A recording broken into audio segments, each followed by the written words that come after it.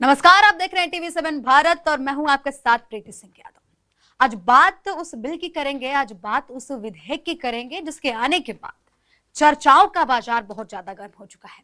बात सिर्फ देश तक सीमित नहीं है, बल्कि चर्चाएं विदेशों तक हो रही हैं। इस विधेयक को लेकर चर्चाएं इतनी ज्यादा बढ़ गई हैं कि विदेशी सांसद भी इस पर खुलकर बोल रहे हैं और देश में तो इस पर विरोध और लगातार विपक्ष द्वारा कई सवाल तो खड़े किए ही जा रहे हैं, लेकिन सरकार इसे काफी ज्यादा जरूरी बता रही है। इस बिल का नाम है FCRA यानी कि फॉरेन कंट्रीब्यूशन रेगुलेशन एक्ट। यानी कि इस एक्ट को इसलिए लाया जा रहा है, इस बिल को इसलिए लाया जा रहा है कि जो विदेशी फंडिंग होती है, जो NGOs होते हैं या फिर कोई भी संस्थान होती है जिसको विदेशों द्वारा फंडिंग प्राप्त होती है, तो उसको लेकर इस बिल को बनाया गया है जिसका नाम है FCRA और इसके संशोधन की बात कही जा रही है, जिसके बाद विवाद काफी ज्यादा बढ़ता हुआ दिखाई दे रहा है।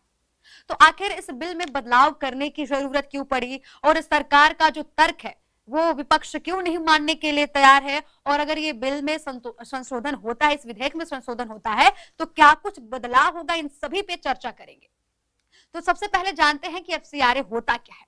तो आपको मैं बता दूं कि FCRA के जब हम विदेशों से फंडिंग लेते हैं, कोई भी NGO विदेशों से फंडिंग लेता है, कोई भी संस्थान जो माफ कीजिएगा, जो सरकारी ना हो, वो विदेशों से जब फंडिंग लेता है तो इसका सारा ब्यौरा FCRA के तहत आता है। उसको जानकारी देनी होती है कि किसके लिए उस फंडिंग को लिया गया है, किस जो है परियोजना की बात की जाए या फिर किन कार्यों के लिए विदेशों से फंडिंग ली गई है और उस फंडिंग का इस्तेमाल कहां किया गया, इसके लिए FCRA बनाया गया था। वही आपको बता दें कि इसमें संशोधन के लिए 2026 में फिर से बात की जा रही है और ये अनुमान लगाया जा रहा है, ये तर्क लगाया जा रहा है कि इस बिल को इसी मानसून सत्र में पेश किया जाएगा। तो इसको भी लेकर काफी ज्यादा अटकलों का बाजार गर्म हो गया है। आपको बता दें कि मानसून सत्र के कुछ ही आखिरी दिन बचे हुए हैं जिनमें इस बिल को पेश किए जाने की चर्चाएं बढ़ गई हैं। उम्मीदें जताई जा रही हैं कि गृह मंत्री अमित शाह इस बिल को पेश कर सकते हैं और इसे पारित कराने के लिए पूरी कोशिश NDA द्वारा की जाएगी, सरकार द्वारा की जाएगी। लेकिन विपक्ष लगातार इस बिल का विरोध कर रहा है और कई सवाल उठा रहा है। विरोध इसलिए किया जा रहा है विपक्ष की तरफ से क्योंकि उनका यह तर्क है कि अगर FCRA में संशोधन होता है या फिर FCRA को लागू किया जाता है तो काफी ज्यादा संस्थानों को दिक्कत होने वाली है, ईसाई जो स्कूल्स हैं उनको ज्यादा दिक्कत होने वाली है। तो सबसे पहले तो समझते हैं कि इस फंडिंग का पूरा मामला क्या है और आखिर क्यों विपक्ष द्वारा ये तर्क दिया जा रहा है और विवाद इतना ज्यादा बढ़ता क्यों नजर आ रहा है।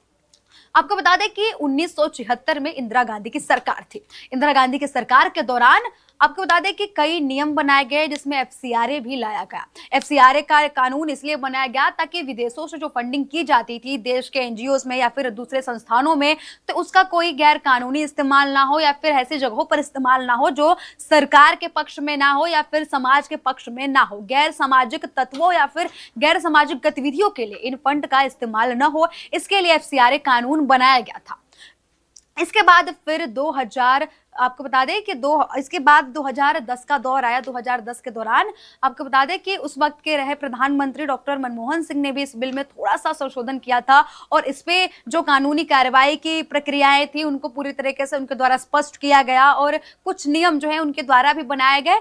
तो लगातार इस FCRA विधेयक में संशोधन किया जाता रहा, सरकारें बदलती रही, लेकिन FCRA के संशोधन में लगातार कानूनों को सख्त किया गया, ना कि इनमें कोई ऐसा बदलाव किया गया जो थोड़ी सी भी नरमी इस गतिविधियों को दे पाए। तो जब विदेशों से फंडिंग आती है, लगातार NGOs को फंडिंग मिलती है, तो इनका सारा ब्यौरा सरकार को देने के लिए इस पूरे नियम को लागू किया गया है। FCRA के तहत आपको बता दें कि जब कोई NGO विदेश से फंडिंग लेता है तो उसको गृह मंत्रालय से FCRA रजिस्ट्रेशन करवाना होता है। इसलिए अगर वो FCRA रजिस्ट्रेशन करवाता है तो एलिजिबल हो पाता है कि वो किसी विदेश से फंड ले सके, इसलिए FCRA बनाया गया था। वही आपको बता दें कि FCRA में संशोधन तो हो चुके हैं पिछले सरकारों द्वारा, लेकिन फिर से इसमें संशोधन की जरूरत क्यों पड़ रही है और आखिर बीजेपी सरकार जो है सत्ता में NDA सरकार है, इस विधेयक को क्यों लागू करना चाहती है और आखिर इस विधेयक को लाने की जरूरत ही क्या पड़ी।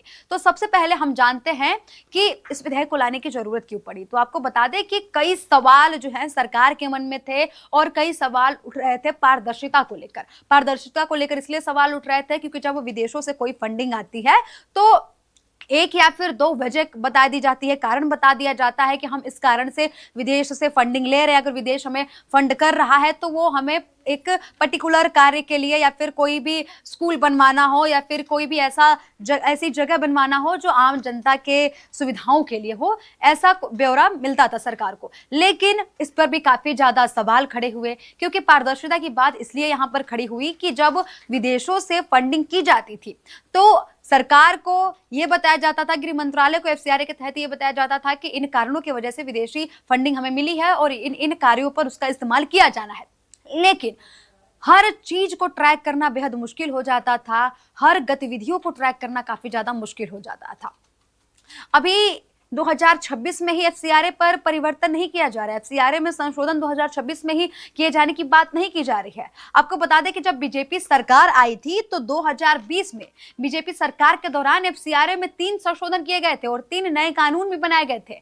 इसके तहत आपको बता दें कि जब विदेशों से किसी एनजीओ को फंडिंग होती थी, किसी संस्थान को फंडिंग होती थी, तो उसका 50% जो है हिस्सा एनजीओ अपने प्रशासनिक कार्यों में इस्तेमाल कर सकता था। जैसे कि किसी को सैलरी देनी हुई या फिर कोई भी अन्य कार्य हुए, इसके लिए 50% का जो हिस्सा है वो एनजीओ इस्तेमाल कर सकता था अपने प्रशासनिक कार्यों के लिए। लेकिन बीजेपी के सरकार आने के बाद एफसीआरए में परिवर्तन कर इसको केवल 20% ही किया गया।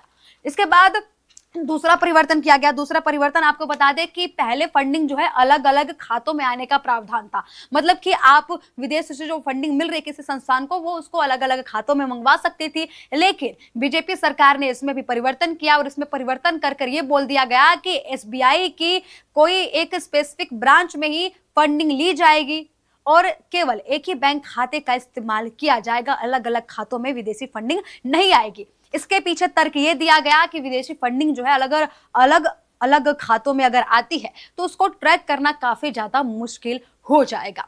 वही आपको बता दें कि तीसरा संशोधन जो है काफी ज्यादा जरूरी माना जाता है और तीसरा संशोधन जो किया गया था वो ये था कि फंडिंग का जो कुछ हिस्सा था वो एनजीओ क्या करते थे, जो बड़े बड़े संस्थान थे, बड़े बड़े एनजीओज थे, वो छोटे छोटे एनजीओज को कुछ फंडिंग का हिस्सा दे देते थे जो उन्हें विदेशों से मिलती थी। तो विदेशों से जो फंडिंग आती थी उसका कुछ हिस्सा बड़े एनजीओज द्वारा छोटे संस्थानों को दे दिया जाता था। लेकिन इसमें परिवर्तन कर ये बोल दिया गया कि अब जो फंडिंग आपको मिल रही है विदेशों से, जिस कार्य के लिए मिल रही है, आप उस फंड को उसी कार्य में लगाएंगे, ना कि किसी संस्था को देने वाले हैं। तो इसको भी लेकर सरकार ने यह तर्क दिया था कि अगर कोई फंड मिलता है तो अगर आप उसे छोटी छोटी संस्थाओं में बांट देते हैं या फिर उसका कुछ हिस्सा छोटे संस्थानों में दे देते हैं तो उसको ट्रैक करना काफी ज्यादा मुश्किल हो जाएगा। तो इसके लिए सरकार ने ये नियम बनाया और ये भी बोला है कि अगर आपको विदेशी फंडिंग मिल रही है किसी कार्य के लिए तो उस कार्य को पूरा करने के लिए उस पूरे फंड का इस्तेमाल किया जाए, ना कि उसे छोटे एनजीओ को दिया जाए। तो ये परिवर्तन 2020 में बीजेपी द्वारा ये 3 नियमों के साथ एफसीआरए में संशोधन किया गया था। अब जिसके बाद 2026 की जो मैंने बात आपसे पहले कही थी कि 2026 में भी अब एनडीए ये विधेयक लेकर आ चुकी है और इसमें काफी परिवर्तन और कई नए कानून बनाने के प्रावधान बताए गए हैं। तो पहला तो पारदर्शिता को ही लेकर है कि अब जो फंडिंग विदेशों से किसी भी एनजीओ या फिर किसी भी संस्थान को मिलेगी, इसका पूरा ब्यौरा उसे सरकार को देना होगा। कहां से फंडिंग मिली है, किन कारणों से फंडिंग मिली है, उनका इस्तेमाल कहां किया जाएगा, कैसे कैसे किया जाएगा, उन सारी प्रक्रियाओं का ए से पूरे A to Z पूरी प्रक्रियाओं का उनको ब्यौरा देना पड़ेगा सरकार को। ऐसा सरकार चाहती है ताकि पारदर्शिता बनी रहे और जो विदेशों से फंडिंग आ रही है उसका गैर कानूनी इस्तेमाल ना हो और ऐसा इस्तेमाल ना हो जिसकी वजह से समाज में किसी भी प्रकार की ऐसी गतिविधियां हो जो सकारात्मक ना हो। वही आपको बता दें कि इस पर भी काफी ज्यादा विपक्ष की तरफ से सवाल उठाए जा रहे हैं कि इतनी ज्यादा पारदर्शिता की जरूरत क्यों है। अगर आपको पहले ही सरकार को ये ब्यौरा दिया जा रहा है कि हम विदेशों से इस कार्य के लिए फंड मंगा रहे हैं या फिर विदेश हमें इसलिए फंडिंग कर रहा है कि इस पर्टिकुलर इस कार्य को करने के लिए, तो फिर इतना ब्यौरा देने के बाद भी सरकार को इतनी पारदर्शिता क्यों चाहिए। लेकिन सरकार का इस पर तर्क है कि गैर कानूनी हर चीजों को रोकने के लिए इतनी पारदर्शिता बेहद जरूरी है। विदेशों से जो फंड आता है उसका कई जगह गलत इस्तेमाल होता है। आपको बता दें कई ऐसी बातें निकलकर सामने आई हैं, फिर कई ऐसे आंदोलन भी कहा जा सके तो निकलकर सामने आए जो सवालों के घेरे में रहे हैं, जिन पर यह आरोप लगाया गया है कि उनको उन दंगों को भड़काने के लिए या फिर उन आंदोलनों को भड़काने के लिए लगातार विदेशी फंडिंग का इस्तेमाल किया गया है, जिसके कारण लगातार सवाल उठाए जा रहे थे, जिस पर सरकार ने यह नियम पारित करने का प्रस्ताव रखा है। वहीं आपको बता दें कि दूसरा यह भी है कि धार्मिक गतिविधियों को कंट्रोल में करने के लिए विदेशी फंडिंगों का जो इस्तेमाल होता था, इस पर सरकार पारदर्शिता चाहती है। जो विदेशों से फंड आता था, इसका इस्तेमाल धर्म परिवर्तन में भी किया जाता था। ऐसे कई मामले निकलकर सामने आए और ऐसे कई आरोप भी निकलकर सामने आए, जिसके कारण सरकार को एक्शन लेना पड़ा। सरकार ये तर्क दे रही है कि जो विदेशों से फंडिंग आती थी, उसका इस्तेमाल ऐसी जगहों पर किया जाए जहां उसकी वास्तविक जरूरत हो, ना कि ऐसी जगहों पर जहां पर धार्मिक गतिविधियों को बढ़ावा दिया जाए। धार्मिक गतिविधियों के लिए भी सरकार ने रोका नहीं है। सरकार ने ये बोला है कि अगर किसी को अगर अपने धर्म के बारे में बताना है या फिर फंडिंग इसलिए की जा रही है ताकि अपने धर्म का प्रचार प्रसार किया जाए, तो इस पे भी सरकार ने पूरी तरीके से रोक नहीं लगाया है। सरकार का तर्क बस इतना है कि उस फंडिंग का इस्तेमाल किसी के भी धर्म परिवर्तन में न किया जाए। तो इसको भी लेकर लगातार विपक्ष द्वारा सवाल दागे जा रहे हैं, जिसको लेकर विपक्ष पर भी सवाल उठ रहे हैं कि आखिर आपको क्या दिक्कत है कि अगर विदेशों से जो फंडिंग आ रही है उसका ब्यौरा अगर सरकार के पास जाता है तो क्या दिक्कत है। फंडिंग तो इसलिए ली जाती है कि कोई भी संस्थान कोई भी स्कूल बनवाए, कोई भी हॉस्टल्स बनवाए या फिर कोई भी ऐसी चीजें बनवाए, बुनियादी ढांचे को डेवलप करे जिससे आम जनता को काफी ज्यादा फायदा हो। जो लोग हैं जिनको इनकी जरूरतें हैं उनको इसका लाभ पहुंचे, इसलिए फंडिंग कराए। एनजीओ इसलिए फंडिंग करते हैं। एनजीओ तो बनाए ही इसलिए हैं कि जो जरूरतमंद है उनका मदद किया जाए, उनके जो है अन्य कार्यों में सहायता किया जाए। तो जब इन्हीं कार्यों का ब्यौरा सरकार मांग रही है तो इसमें दिक्कत किस बात की आ रही है, जिसको लेकर विपक्ष लगातार हमलावर है। लेकिन जो तीसरा संशोधन किया जा रहा है उसको लेकर विपक्ष सबसे ज्यादा सवाल दाग रहा है और इसी पर सबसे ज्यादा विवाद देखने को मिल रहा है। तीसरा संशोधन यह है कि एफसीआरए का जो रजिस्ट्रेशन है, अगर वो खत्म होता है, अगर किसी एनजीओ ने या फिर किसी संस्थान ने एफसीआरए का रजिस्ट्रेशन करवाया है, तो अगर उसकी अवधि खत्म हो जाती है या फिर उसके रिन्यू कराने का डेट जो है काफी ज्यादा आगे बढ़ जाता है या फिर समय पर वो रिन्यू नहीं हो पाती है, तो इसको भी लेकर सरकार की तरफ से लगातार ये बोला जा रहा है कि उस जो संस्थान है जिसको विदेशी फंडिंग प्राप्त थी, एफसीआरए का जो उसने रजिस्ट्रेशन करवाया था, उसके तहत उसने जो ब्यौरा दिया था, अगर उसका अवधि खत्म हो जाता है, वो रजिस्ट्रेशन रद्द हो जाती है, तो जो फंडिंग का इस्तेमाल जिस जगह पर किया गया था या फिर कोई स्कूल बनवाने में, हॉस्टल बनवाने में या फिर कोई भी ऐसी संस्था या फिर कोई जगह बनवाने में, कि उस संस्थान पर पूरा अब एनजीओ का कंट्रोल नहीं रहने वाला है। इसको मैं आपको साफ शब्दों में समझाना चाहूंगी। आपको बता दो कि एफसीआरए के तीसरे संशोधन में ये कहा गया है कि अगर आपका जो फंड है, आपका नए जो विदेशी फंड से, जो विदेशी फंडिंग से आपने जो स्कूल बनवाए थे, हॉस्टल्स बनवाए थे, वृद्धाश्रम बनवाए थे या फिर कोई भी ऐसी संस्थान बनाई थी जो जरूरतमंद के लिए काफी ज्यादा लाभकारी था, फायदेमंद था, वो तो ठीक है। लेकिन अगर आपका एफसीआरए रजिस्ट्रेशन खत्म हो जाता है तो आपका जो उस पर हक था, जिस तरीके से आप जो स्कूल को रन करने में हेल्प करवा रहे थे, संस्थानों को जो रन करने में आप हेल्प करवा रहे थे, उसमें आपका वो जो रोल था वो हटा दिया जाएगा। अब उनका पूरा कंट्रोल सरकार के हाथों में आ जाएगा। सरकार की कोई भरोसेमंद संस्था उस स्कूल के या फिर उस वृद्ध आश्रम की या फिर उस हॉस्टल की पूरी निगरानी करेगी और उसका सारा कार्य सरकार के अंडर आ जाएगा। सरकार ऐसा कहना चाहती है। तो इसको लेकर भी काफी ज्यादा विवाद बढ़ रहा है। विवाद इसलिए बढ़ रहा है क्योंकि बात करें विपक्ष की, तो विपक्ष ये कह रहा है कि कई स्कूल्स जो हैं वो पहले से ही बने हुए थे, पहले एनजीओ को फंडिंग मिलती थी, कई संस्थान है उनको फंडिंग मिलती थी विदेशों से, तो उसके उन्होंने स्कूल्स बनवाए, उन्होंने हॉस्टल्स बनवाए और लगातार ऐसे कार्य किए गए जो जरूरतमंद हैं उनके लाभ के लिए। ऐसे कई संस्थान बनाए गए जहाँ पर बच्चे आकर पढ़ते हैं, जहाँ पर बच्चे रहते हैं और जो वृद्धाश्रम है वहाँ पर जो है वृद्ध लोग अपना जीवन यापन करते हैं। तो अगर एफसीआरए रद्द होता है और पूरा कंट्रोल सरकार के हाथों में चला जाता है, तो जो नियम कानून उस संस्थान में लागू होते थे, उस स्कूल में लागू होते थे या फिर जिस तरीके का उनको फैसिलिटीज मिलती थी, इन पर काफी ज्यादा सवाल खड़े हो जाएंगे, इन पर काफी ज्यादा प्रभाव देखने को मिलेगा, ऐसा विपक्ष का तर्क है। और विपक्ष के द्वारा लगातार सदन के बाहर हो गया या फिर हर जगह एफसीआरए को लेकर विरोध दर्ज कराया जा रहा है। लेकिन सरकार बिल्कुल भी ये मानने को तैयार नहीं है कि जो विदेशी फंडिंग आ रही है किसी एनजीओ को या फिर किसी संस्थान को, तो उसके पारदर्शिता में किसी भी प्रकार का ऐसा कदम ना उठाया जाए जो गैर कानूनी हो। तो सरकार पूरी पारदर्शिता चाहती है कि जो विदेशों से फंडिंग आ रही है उसका पूरा इस्तेमाल सही तरीके से किया जाए और उसका पूरा ब्यौरा जो है सरकार के पास रहे। अब सबसे अहम सवाल कि एफसीआरए को जो है पारित करने के लिए एफसीआरए को सदन में अगर पेश किया जाता है तो उसके लिए सिर्फ साधारण बहुमत की जरूरत है, परिसीमन के लिए ज्यादा बहुमत की जरूरत है और उतनी बहुमत अभी एनडीए के पास नहीं है। एनडीए में जितनी सीटें हैं उससे अधिक भी उसको वोटिंग की जरूरत पड़ने वाली है परिसीमन को पारित करने के लिए, लेकिन एफसीआरए को पारित करने के लिए उसके पास वोट है। एनडीए के पास इतनी बहुमत है कि वो एफसीआरए को पारित कर सके। लेकिन सवाल ये उठ रहा है कि आखिर एनडीए एफसीआरए को पारित कर क्यों नहीं रही है, इसको भी लेकर काफी ज्यादा सवाल उठ रहे हैं। तो इस मुद्दे को लेकर ये अटकलें लगाई जा रही हैं कि एफसीआरए को सरकार इसलिए जल्दबाजी में पारित नहीं कर पा रही है क्योंकि विपक्षी दल की जो पार्टियां हैं कुछ, वो एनडीए के लिए आगे काम आ सकती हैं। साफ शब्दों में समझें तो परिसीमन के लिए सरकार को एनडीए के बजाय दूसरी पार्टियों से भी बहुमत के लिए वोट चाहिए होगा। इसके लिए कई पार्टियां वोट करने के लिए तैयार भी हैं परिसीमन के लिए। कई पार्टियों की तरफ से शर्तों के साथ परिसीमन को सपोर्ट करने की बात भी निकलकर सामने आई, लेकिन एफसीआरए पर वही पार्टियां विरोध भी जता रही हैं।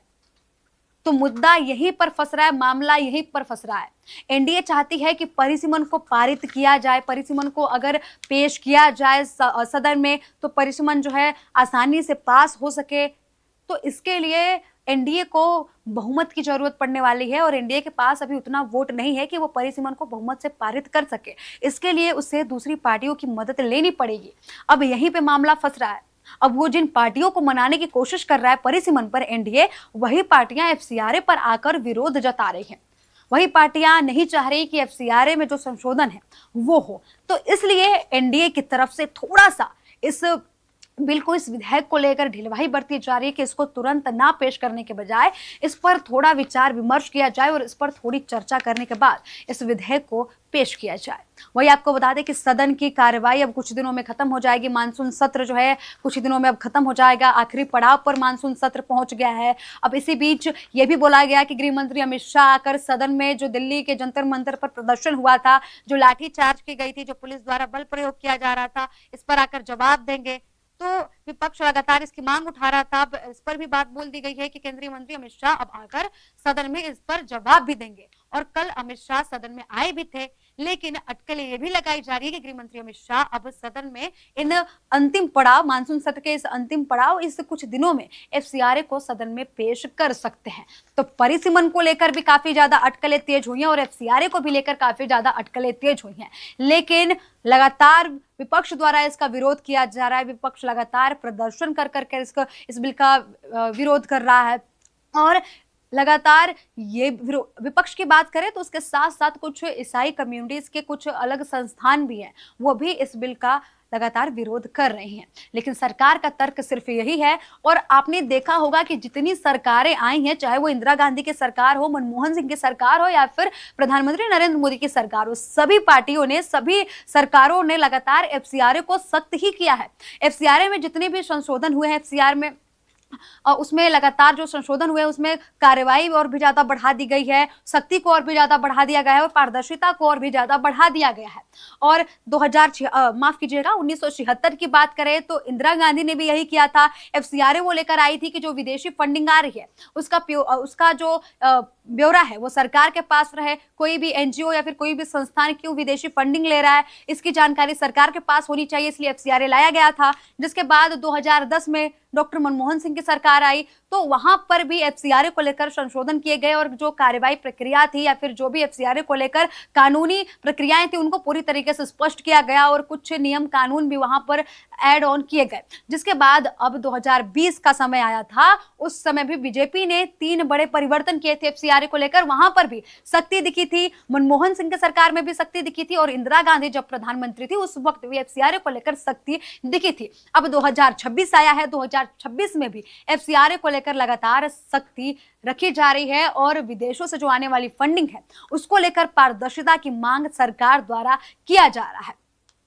आप ही एक उदाहरण के तौर पर समझिए कि कोई विदेश फंड कर रहा है किसी संस्थान को और उस फंड का इस्तेमाल उस जिस कार्य के लिए सरकार को ये बताया जाए, जो एफसीआरए उनके पुराने नियम के तहत सरकार को ये बताया जाए कि हमको एक दलितों के लिए बात की जाए या फिर एक पिछड़ा वर्ग है उसके लिए हमको एक स्कूल बनवाना है जहां पर बच्चे आकर पढ़े और उस पर्टिकुलर जगह पर स्कूल्स की काफी ज्यादा कमी है तो वहां पर एक आके स्कूल बनाया जाए। तो उसके बाद विदेश जो है उसको उस एनजीओ को, संस्थान को फंड करता है। विदेश जो है लगातार विदेशी फंडिंग का इस्तेमाल उस एनजीओ द्वारा उस स्कूल को बनवाने के लिए किया जाता है, लेकिन सरकार के पास तो ये ब्यौरा दिया गया है कि हमको स्कूल बनवाना है, बच्चों के मदद के लिए स्कूल बनवाना है, लेकिन अगर वो एनजीओ वो स्कूल बनवाने के बजाय अगर उस पैसे को कहीं और लगा देती है या फिर उस पैसे का कुछ हिस्सा किसी और चीज में लगा देती है तो इस पर काफी ज्यादा सवाल खड़े होते हैं, क्योंकि जिस तरीके से हिंसा में विदेशी फंडिंग जुड़ने के खबर निकलकर सामने आई थी, आंदोलनों में ऐसी कई सारी विदेशी फंडिंग की बात कही गई थी, तो इसको लेकर भी काफी ज्यादा सवाल खड़े होते हैं कि देश में जो हिंसा भड़काई जा रही है, जो आंदोलन किए जा रहे हैं, उसको विदेश से फंड मिल रहा है और जो असामाजिक तत्व हैं या फिर जो गैर कानूनी गतिविधियां हैं वो देश में हो रही है, जिसके कारण विदेशों के फंड के कारण देश में काफी ज्यादा नुकसान देखने को मिल रहा है। तो इसी को ठीक करने के लिए लगातार एनडीए द्वारा, सरकार द्वारा ये विधेयक लाया जा रहा है, लेकिन विपक्ष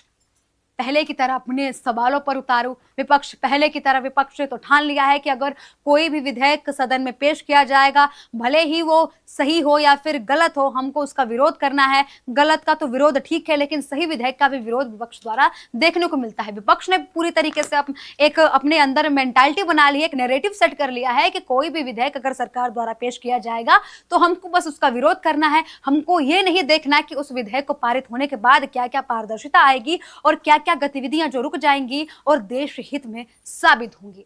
लेकिन लगातार विपक्ष की तरफ से विरोध देखने को मिल रहा है, लेकिन सरकार ने भी कमर कस लिया है कि एफसीआरए के तहत जो विदेशी फंडिंग आएगी उसको पूरी पारदर्शिता के साथ सरकार के सामने पेश किया जाएगा। और अगर एफसीआरए जो है रजिस्ट्रेशन खत्म होता है तो उस संस्थान का पूरा जो है कंट्रोल सरकार के हाथ में आ जाएगा, ऐसा सरकार का कहना है। और इस विधेयक पर सबकी निगाहें टिकी हुई हैं कि सदन में ये विधेयक पेश होगा तो क्या क्या चर्चाएं होती हैं और उम्मीदें जताई जा रही हैं कि जो मानसून सत्र के बचे हुए कुछ दिन हैं उसमें ये विधेयक पारित हो सकता है और इस विधेयक पर लगातार चर्चाएं भी देखने को मिल सकती हैं। तो उम्मीदों का बाजार काफी ज्यादा गर्म हो चुका है और विपक्ष की तरफ से भी लगातार विरोध दर्ज कराने की तस्वीरें भी निकलकर सामने आई। अब सभी की निगाहें इस बात पर टिकी हुई हैं कि मानसून सत्र के आखिरी दिनों में क्या गृह मंत्री अमित शाह इस बिल को सदन में पेश करेंगे या फिर इस बिल को आगे के लिए छोड़ दिया जाएगा।